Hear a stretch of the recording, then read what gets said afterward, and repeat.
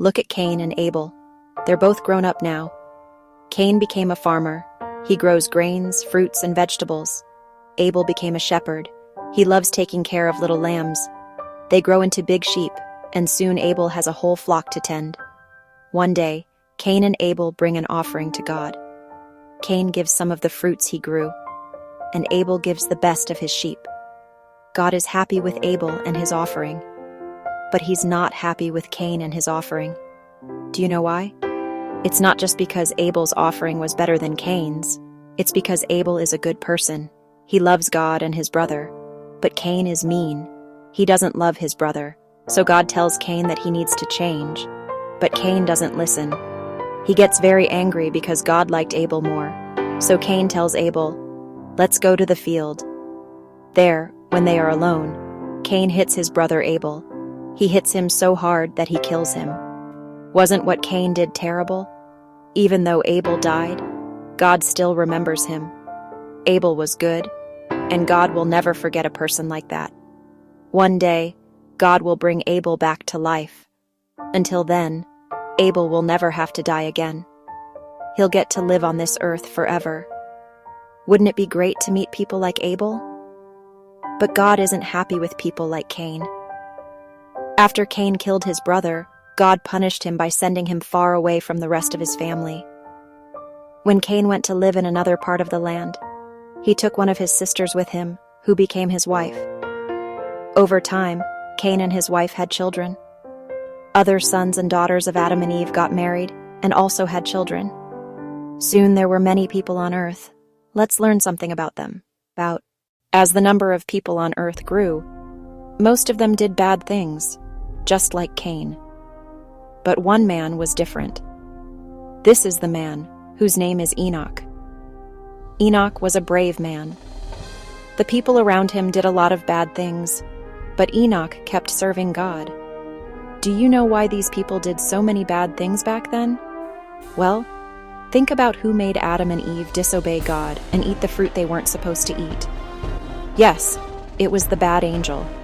The Bible calls him Satan, and he tries to make everyone bad. One day God told Enoch to tell the people something they didn't want to hear. It was this: God will one day destroy all the bad people. The people probably got very angry when they heard that. Maybe they even tried to kill Enoch.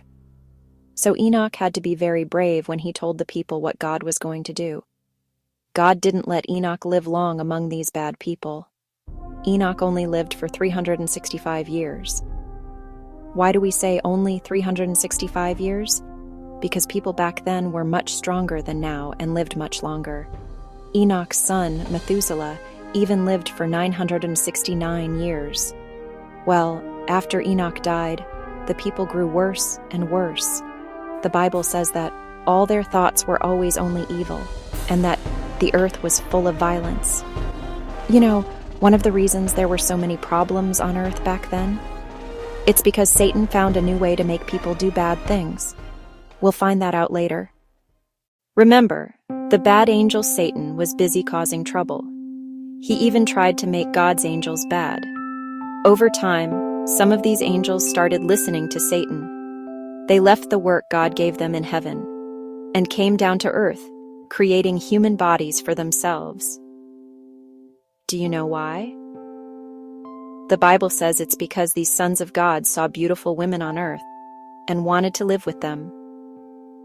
So they came down to earth and married these women. The Bible says this was bad because God created angels to live in heaven.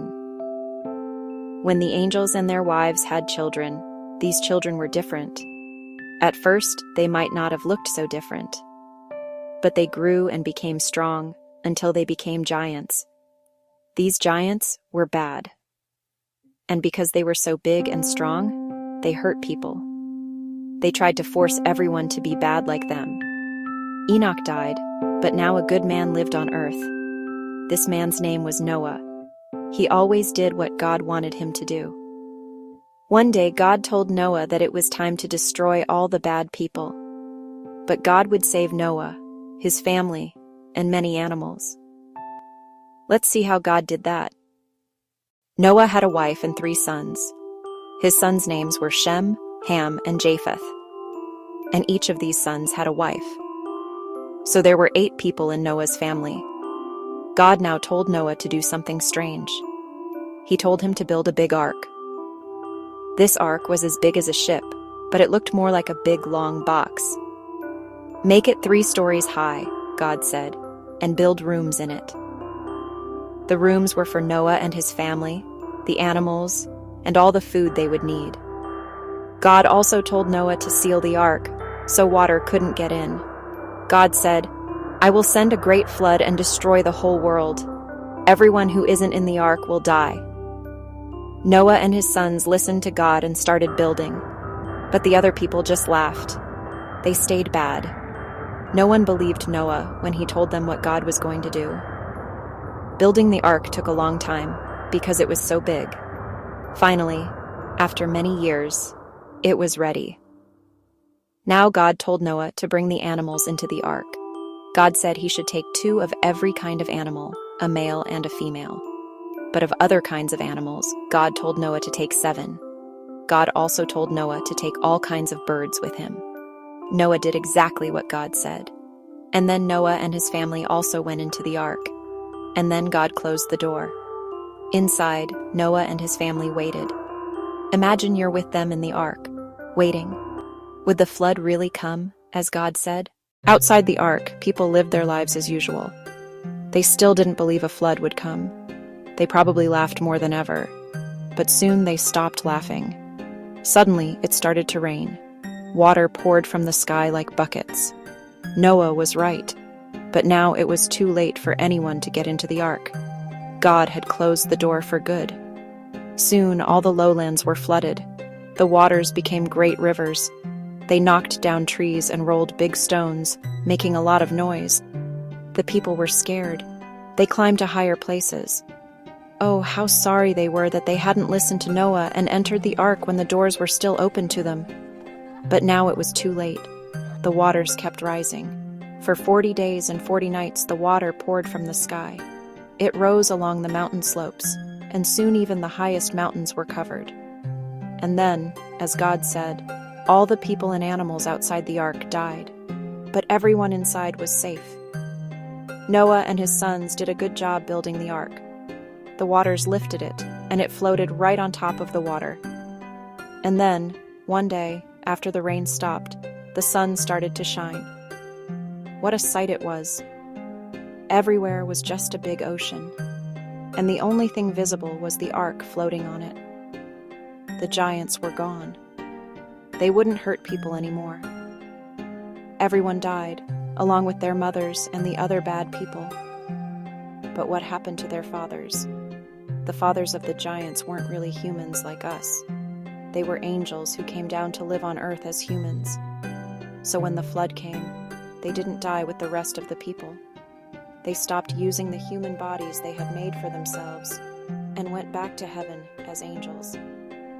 But they could no longer be part of God's family of angels. So they became Satan's angels. In the Bible, they are called demons. God now commanded the wind to blow, and the floodwaters began to go down. 5 months later, the ark stopped on top of a mountain. Many days passed, and those in the ark could look out and see the mountaintops. The water went down more and more. Then Noah released a black bird from the ark, a raven. It flew for a while, and then came back, because it couldn't find a good place to land. It did this again and again, and each time it came back, it rested on the ark. Noah wanted to see if the water had gone down from the earth, so he sent a dove out of the ark. But the dove also came back because it couldn't find a place to stop. Noah sent it a second time, and it came back with an olive leaf in its beak, so Noah knew the water had gone down. Noah sent the dove a third time, and finally it found a dry place to live. God now spoke to Noah. He said, "Leave the ark. Take all your family and the animals with you." They had been in the ark for over a whole year, so we can imagine how happy everyone was to get out and live again.